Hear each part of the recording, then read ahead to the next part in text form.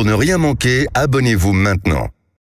Cette mesure, mais pas dans tout le département, que les choses soient claires.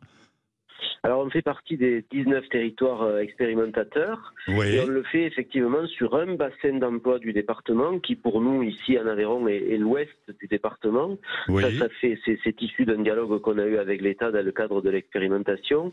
Et on a choisi ce bassin, nous, parce que c'est celui où il y a le plus de fragilité économique liée à de la désindustrialisation dans les années récentes. Et donc, on a pensé utile de mettre les moyens supplémentaires que nous permet l'expérimentation sur ce territoire-là au service des allocataires du RSA. Voilà, des allocataires du RSA. Alors, quelles sont les activités demandées? Parce que ce n'est pas forcément un travail, c'est une activité, c'est beaucoup plus large. Ce qui est en train de se faire, donc la volonté du gouvernement, en lien avec les territoires expérimentateurs, c'est de préfigurer, comme vous l'indiquiez, la généralisation du dispositif. Voilà. Et donc, on voit au cas par cas, avec chacun des allocataires dans chacun des territoires, quelle activité peut permettre une réinsertion sociale, économique, professionnelle, et on adapte. Et pour les départements, pour nous, l'effort consiste à mobiliser nos équipes sur une dimension d'accompagnement individualisé pour chacun des allocataires, avec des acteurs qu'on mobilise autour, qui sont associatifs, économiques, entreprises, etc., en capacité de proposer des activités qui correspondent aux besoins et aux capacités des allocataires du RSA. Aux besoins, aux capacités et aux aspirations, de l'allocataire du RSA, on est bien d'accord, hein? Absolument. On est bien d'accord. Est-ce que ça permet, au vu de ce que vous faites, de votre expérience, est-ce que ça permet à l'allocataire du RSA de retrouver un emploi? Alors, moi, je ne peux pas répondre à ce stade sur est-ce que ça permet ou pas, parce que nous démarrons l'expérimentation. D'accord. Mais ce que je peux vous dire par contre, c'est que je crois vraiment que c'est la bonne trajectoire. Et j'adhère complètement à la vision qu'a exprimée hier le président de la République et que nous portions, nous d'ailleurs, avant même que France Travail soit déployé au plan national. C'est-à-dire que le RSA est une allocation qui doit avoir pour vocation la réinsertion. Retour vers, alors pour certains allocataires, tout simplement une vie sociale parce que les accidents de la vie les ont beaucoup éloignés de ce qui peut être peut-être in fine un travail. Pour d'autres, une formation. Pour d'autres, peut-être une activité salariée. Et donc je crois que c'est très vertueux que de vouloir mobiliser des moyens pour le retour vers une place de la société, en fait. Droit et devoir, quoi. En quelque sorte, droit et devoir du bénéficiaire du RSA, quoi. Et il y a effectivement derrière ça le désir que nous puissions faire une correspondance entre les droits et les devoirs, mais moi, je souligne aussi le fait que dans cette expérimentation et dans la volonté que nous partageons avec le gouvernement, il n'y a pas en ligne de mire uniquement la sanction ou l'économie budgétaire.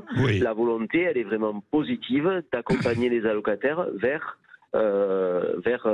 une activité. Et réinsérer évidemment l'allocataire dans le monde du travail. Arnaud Viala, Renaud est à Rodez, justement, votre département, et Renaud touche le RSA. Bonjour Renaud. Bonjour Monsieur Bourdin, bonjour Monsieur Viala. Vous touchez 598 € par mois, c'est cela Renaud, hein? Non. Ah bon? Je touche moins puisque moi j'ai eu une réduction pour une erreur de la CAF à laquelle moi je n'ai pas fait opposition, qui serait un trop perçu de. Parce que Renaud, le RSA c'est 598 €, hein? Alors normalement. Renaud Viala, Arnaud Viala, pardon. À quelques euros près, oui, c'est 598 €, c'est bien cela? Oui. Bon. Alors Renaud, pourquoi est-ce que vous trouvez scandaleux qu'on demande aux bénéficiaires du RSA 15 à 20 heures d'activité hebdomadaire par semaine? Alors, c'est pas que c'est scandaleux. Moi, je trouve que la méthode n'est absolument pas la bonne. Déjà, pour une raison très simple. Monsieur Viala vous l'a expliqué, c'est en test actuellement dans le département, dans une zone du département qui a été sinistrée. Donc, déjà, ça commence très mal. Ensuite, il faut savoir que... pourquoi ça commence mal? Mais cette idée a pour vocation, on est bien d'accord, à être généralisée sur l'ensemble du territoire. Totalement, oui. Voilà. Sauf que ça ne pourra jamais se faire pour une raison très simple. C'est que les départements comme l'Aveyron, effectivement, il y a un suivi. Il y a un suivi pour l'ensemble des bénéficiaires par les centres médico-sociaux et les agents territoriaux. Sauf que dans les grands départements comme l'Aveyron, comme la Haute-Garonne, pardon, à Toulouse, etc., vous avez énormément de gens qui sont... vous dites on ne pourra pas suivre tout le monde, on ne pourra pas accompagner tout le monde. C'est ce que vous voulez dire, Renaud? On ne pourra pas, c'est absolument impossible. Il y a des gens, notamment à Toulouse, j'en prends l'exemple, puisque moi j'habitais Toulouse, oui, où c'est absolument impossible. Les gens sont, je vous rappelle que... Mais monsieur, tout le défi pour les départements... Tout le défi pour les départements, et justement en partenariat avec l'État et notamment le service public de l'emploi, c'est de se donner les moyens de faire cet accompagnement individualisé. Nous, on démarre dans le bassin de Decazeville, vous le savez, on a identifié à ce stade 8 ou 900 allocataires du RSA qu'on va suivre individuellement dans une première étape, puis on va doubler, on va monter jusqu'à 1600, et moi je trouve tout à fait positif que pour ces allocataires du RSA, on mette des moyens humains pour les accompagner individuellement dans un projet de vie, dans un projet de réinsertion. Et je ne pense pas qu'on puisse s'y opposer uniquement au motif qu'on ne peut pas le faire. Oui. Si on veut le faire, on doit pouvoir le faire. On doit le faire même, si on peut Monsieur Viala, dans les départements comme l'Aveyron, effectivement, il y a suffisamment de personnes pour pouvoir suivre ces bénéficiaires. Renaud, pourquoi baisser les bras avant même de conduire la réforme? Mais tout simplement pour une raison très simple, comme je vous ai dit. Moi, j'ai vu comment ça se passe à Toulouse. J'ai habité, je suis natif de Toulouse. Ça fait même pas 10 ans. Mais c'est pas en place à Toulouse, Renaud. C'est pas en place. Oui, mais si vous voulez, on va prendre exemple. Moi, je vous explique. On va prendre en exemple des essais qui sont faits dans des secteurs qui ne reflètent pas la réalité nationale. Attendez, Renaud. Dans les 19 territoires expérimentateurs, il y a tous les cas de figure. Et nous, on a voulu être dans cette expérimentation et on est très heureux d'y être, précisément parce que le monde rural a des particularités que n'ont pas les gros ensembles urbains. Et moi, je crois vraiment que la démarche vertueuse consiste à procéder de la sorte.